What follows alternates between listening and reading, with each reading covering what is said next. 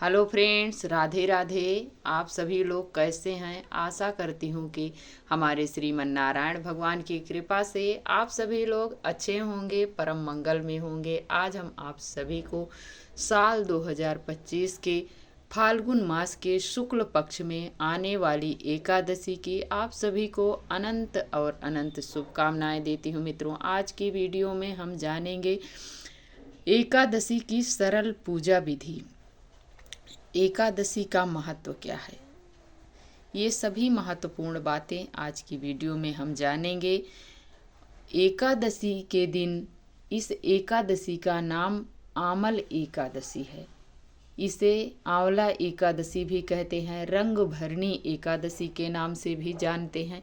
इस एकादशी में यदि आप आंवले का शरीर में लेपन करके आप स्नान करते हैं या आप आंवले का रस डालकर बाल्टी के में जल में डालकर उससे स्नान करते हैं तो आपके समस्त पाप जलकर राख हो जाते हैं।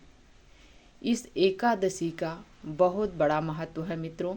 तो चलिए वीडियो को शुरू करते हैं। वीडियो शुरू करने से पहले मेरा आपसे एक छोटा सा रिक्वेस्ट है कि आप अभी तक मेरे चैनल को लाइक सब्सक्राइब नहीं किया है तो जल्द से जल्द लाइक करें, सब्सक्राइब करें और बेल आइकन को प्रेस कर दें ताकि हमारे आने वाले वीडियो का नया नोटिफिकेशन आप सभी तक सबसे पहले पहुंचे। तो चलिए वीडियो को शुरू करते हैं। सबसे पहले हम जानेंगे एकादशी के दिन हम कैसे पूजा करें भगवान श्रीमन नारायण की। तो इस दिन गुरु वशिष्ठ ने कहा, हे राजन, यदि कोई मनुष्य, कोई भी भक्त इस दिन यदि आंवले का लेपन करके या आंवले का जूस बाल्टी में डालकर उस जल से यदि वो नहाता है तो उसके संपूर्ण पाप जल कर राख हो जाते हैं। और इस दिन भगवान मधुसूदन का पूजन करते हैं तो उन्हें सभी पापों से मुक्ति मिलती है और उन्हें भगवान श्री हरि की कृपा प्राप्त होती है, जिससे कि मनुष्य के सभी इस जन्म के, पिछले जन्म के जो भी पाप होते हैं वो सभी नष्ट हो जाते हैं। इतना तक बताया है भगवान ने कि जो कायक पाप और मानसिक पाप, वाणी पाप, ये सभी पाप नष्ट हो जाते हैं इस एकादशी का व्रत करने से और आंवले के जूस से स्नान करने से सभी पाप नष्ट हो जाते हैं। कायक मीन्स ये शरीर से किया हुआ पाप, वाणी से यानी कि जो हम बोलते हैं, बोलने से, मानसिक जो हम मन में विचार करते हैं, इन सभी पाप इस एकादशी का व्रत करने मात्र से सभी पाप नष्ट हो जाते हैं और इस जन्म के और पिछले जन्म तक के भी इस एकादशी का व्रत करने वाले भक्त का नाश कर देते हैं पापों को और उन्हें अक्षय पुण्य की प्राप्ति होती है। उन्हें अंत में भगवान श्री हरि के धाम जाने का, भगवान श्री हरि की कृपा प्राप्त हो जाती है। इसलिए सभी मनुष्य को यही चाहिए, सभी भक्तों को, कि भगवान श्री हरि की कृपा पाने के लिए उन्हें इस व्रत का, एकादशी का व्रत सभी को करना चाहिए। इतना तक बताया गया है कि एकादशी के दिन कच्चा भोजन, जो भी व्रत नहीं करते हैं उन्हें कच्चा भोजन नहीं ग्रहण करना चाहिए। ये शास्त्रों में लिखा है मित्रों। कहते हैं इस दिन आपको दाल, चावल, रोटी, ये चीज़ें, साग नहीं खानी चाहिए। इस दिन आप पूड़ी बना लो, पराठा बना लो और सब्जी बना लो, ये खा सकते हैं शुद्ध सात्विक। और जो व्रत रखते हैं उन्हें दशमी के दिन से ही एकादशी के व्रत में यदि नियम करते हैं तभी आपको पूर्ण फल की प्राप्ति होती है। तो आपको दशमी से लेकर द्वादशी तक नियम करने होते हैं। तो अब जान लेते हैं दशमी के नियम क्या हैं। दशमी के नियम होते हैं मित्रों, ब्रह्मचर्य का पालन करना, जमीन पर शयन करना, शुद्ध सात्विक भोजन ग्रहण करना, चावल वर्जित होता है दशमी से चावल छोड़ दिए जाते हैं। और इस दिन बैगन, मूली, प्याज, लहसुन, मसूर की दाल, चना की दाल, कोदो, साग, दूसरों के यहाँ का भोजन नहीं ग्रहण किया जाता है। ये दशमी के नियम होते हैं। दशमी को बाल काट जैसे आपको कटवाना है तो दशमी को बाल कटवा लें। साबुन, शैम्पू, कपड़ा, किचन, रसोई घर जो भी साफ करना है वो आप कर सकते हैं। लेकिन एकादशी के दिन सुबह भोर में हमें उठना चाहिए।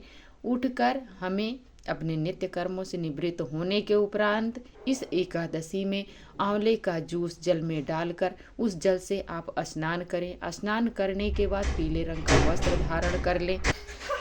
वस्त्र धारण करके फिर अपने घर के मंदिर में आपको एक हाथ में थोड़ा सा जल पुष्प लेकर भगवान श्रीमन नारायण के सामने अपने व्रत का संकल्प लेना है। हे प्रभु, मैं आज इस आमल एकादशी का व्रत करने जा रही हूँ। जो भी आपका नाम हो, गोत्र हो, स्थान हो, जो मनोकामना से आप व्रत कर रहे हैं वो सभी चीज़ें बोलकर उस जल और पुष्प को भगवान जी के चरणों में छोड़ दें। छोड़ने के बाद फिर हमें क्या करना है, अब हम जानेंगे पूजा विधि। सबसे पहले हमें जहाँ पर चौकी लगाना है वहाँ गंगा जल डालकर क्लीन कर देना है। फिर इसके बाद आपको पटा है तो पटा ले लीजिए, या आपको जैसे करना है, ज़मीन पे करना है तो वहाँ पर पीले रंग का वस्त्र बिछा दें, जैसे हमने यहाँ पर बिछाया है, देख सकते हैं। इस तरह बिछा कर फिर आपको पुष्प का आसन देकर भगवान श्रीमन नारायण के विग्रह को स्थापित कर देना है, जैसे हमने यहाँ पर किया। करने के बाद फिर आपके पास यदि लड्डू गोपाल है तो पंचामृत से स्नान करवा लें। अब इस एकादशी में भगवान श्रीमन नारायण को भी आंवले का जूस डालकर भगवान श्रीमन नारायण को भी स्नान करवाएं। करवाने के बाद उनका अंक पोषण करें, उन्हें वस्त्र पहनाएं, ज्वेलरी पहना दें।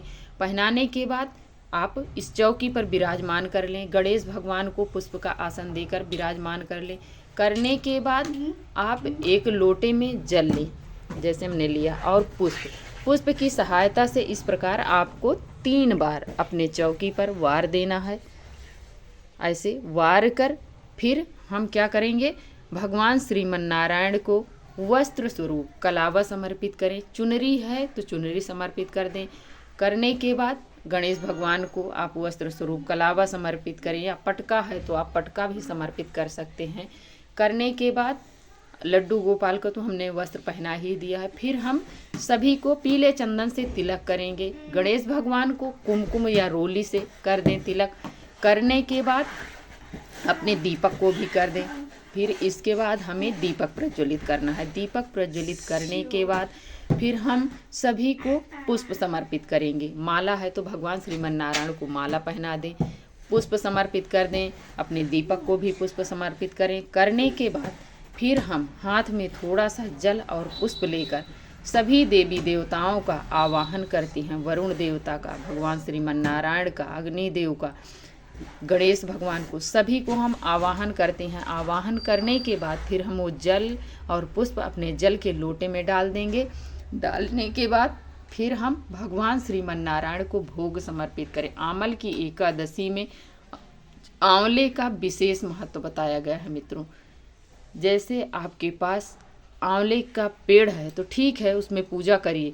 नहीं है तो आप आंवला ले लीजिए, कटोरी में या थाली में आप रख लीजिए भगवान श्रीमन नारायण के पास चौकी पर, और उसका भी पूजन करना चाहिए। भगवान श्रीमन नारायण को इस दिन आंवले से बनी मिठाई का भी भोग लगाएं। हो सके तो, नहीं है तो मिश्री का भोग लगाएं, लेकिन आंवला विशेष रूप से आपको चढ़ाना है, या आंवले के वृक्ष में आपको पूजा करना है। इस दिन भगवान श्रीमन नारायण के साथ साथ आंवले के वृक्ष का भी पूजन किया जाएगा। और इस दिन भगवान भोलेनाथ का भी, माता पार्वती का भी पूजन किया जाएगा मित्रों। इस एकादशी में भगवान भोलेनाथ, माता पार्वती का भी पूजन किया जाएगा। ये एकादशी अपने आप में बहुत महत्वपूर्ण है, सबसे विशेष है। इसलिए इस एकादशी में यदि हो सके तो सभी लोग को व्रत जरूर करना चाहिए। इस प्रकार करेंगे। करने के बाद जो भी ऋतुफल है वो आप समर्पित कर दें। फिर इसके बाद आप एक ग्लास में, लोटे में भगवान श्रीमन नारायण को जल रख दें। फिर आप धूप जलाएं। धूप जलाने के बाद भगवान श्रीमन, पहले सबसे गणेश भगवान को आरती करें। फिर श्रीमन नारायण को दिखाएं। दिखाने के बाद आपके पास यदि कपूर है तो कपूर से आरती करें, नहीं है तो आप जो भी दीपक जलाए हैं भगवान जी के सामने वो दीपक से आप आरती करने। आरती करने के बाद फिर आपको पूजा में रही कमी के लिए हमें जो हमसे बन पड़े वो हम दक्षिणा चढ़ा दें। 11 रुपये, 21 रुपये, 51 रुपये अपने सामर्थ्य के अनुसार हमें दक्षिणा चढ़ाना है। चढ़ाने के बाद फिर हम पूजा पाठ कर लेंगे, हाथ जोड़ेंगे भगवान से, हे प्रभु जो भी मुझसे पूजा पाठ में कमी रह गई हो उसके लिए मैं हाथ जोड़ती हूँ, मुझे क्षमा कीजिए।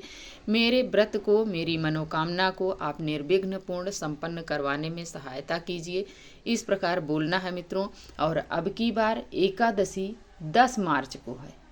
उदया तिथि के अनुसार 10 मार्च को व्रत रखा जाएगा, 11 मार्च को पारण किया जाएगा। और फिर इसके बाद जो हमने जल का लोटा रखी हूँ वो हम जल के लोटे को पूजा करने के बाद सूर्य भगवान को अर्घ दे देंगे। देने के बाद फिर हम अपने चौकी के पास आएंगे। फिर हम बैठकर भगवान श्रीमन नारायण की एकादशी की व्रत कथा सुनेंगे। कथा सुनने के बाद हम द्वादशाक्षर मंत्र का जाप करें, या जो भी आपके इष्ट का आपको मंत्र मिला हो उस मंत्र को आप जाप करें। कुछ नहीं मिला है, श्रीमन नारायण का जाप करें, श्री राधे कृष्ण का जाप करें, ये कोई ना कोई मंत्र का आप जाप करिए। गजेंद्र मोक्ष का पाठ करिए, विष्णु सहस्त्र नाम का पाठ करिए। इस दिन ज़्यादा से ज़्यादा भगवान जी को समय देना चाहिए। झूठ, चोरी, चकारी, निंदा, चुगली नहीं करनी चाहिए। इस दिन आपको वस्त्र का दान करना चाहिए, जूते चप्पल का दान करना चाहिए, छाते का दान करें, स्वर्ण का दान करें, पैसे का दान करें, फल का दान करें, जल का दान करें। ये सभी चीज़ें हमें दान करनी चाहिए। अन्न का दान इस दिन नहीं करना चाहिए मित्रों। पारण के दिन हमें सबसे पहले सुबह उठकर स्नान ध्यान करके भगवान जी का उसी प्रकार आप उसी चौकी पर पूजन करें। पूजन करने के बाद उसी प्रकार से फिर आप ब्राह्मण के लिए कच्चा सीधा निकालें। जो आपने दक्षिणा चढ़ाई वो दक्षिणा निकाल कर रख दीजिए। रखने के बाद फिर आप पारण कीजिए। पारण में आप चावल से पारण करें या भगवान जी के चरणोदक से, गंगा जल, तुलसी से आप पारण करें। करने के बाद जो आपने दक्षिणा निकाली है और सीधा उसे सूर्यास्त के पहले पहले ब्राह्मण को दे आइए। इस प्रकार एकादशी का व्रत किया जाता है। और द्वादशी के दिन हमें एक बार भोजन ग्रहण किया जाता है। शुद्ध सात्विक ब्रह्मचर्य का पालन किया जाता है, जमीन में शयन किया जाता है। और एकादशी के दिन हमें एक बार फलाहार करना चाहिए। दशमी के दिन एक बार भोजन ग्रहण करना चाहिए। और एकादशी के दिन आधी रात्रि तक हमें जागरण करना चाहिए। ये नियम होते हैं एकादशी के, तब हमें जाकर एकादशी का पूर्ण फल प्राप्त होता है। इस प्रकार हमें एकादशी का व्रत करना है मित्रों। तो आशा करती हूँ कि आप सभी को ये वीडियो अच्छी लगी होगी। यदि अच्छी लगे तो लाइक सब्सक्राइब करना बिल्कुल मत भूलिएगा मित्रों। प्यारा सा कमेंट लिखकर हमें ज़रूर बताइएगा कि ये वीडियो आप सभी को कैसी लगी। और वीडियो देखने के लिए आप सभी को बहुत बहुत धन्यवाद देती हूँ। जय श्रीमन नारायण। और यदि अभी तक हमारे चैनल को आप सभी सब्सक्राइब नहीं किया है तो जल्द से जल्द सब्सक्राइब कर लीजिए और बेल आइकन को प्रेस कर दीजिए, ताकि हमारे आने वाले वीडियो का नया नोटिफिकेशन आप सभी तक सबसे पहले पहुंचे। तो चलिए मित्रों, अब मिलती हूँ एक और नए वीडियो के साथ। तब तक के लिए जय श्रीमन नारायण।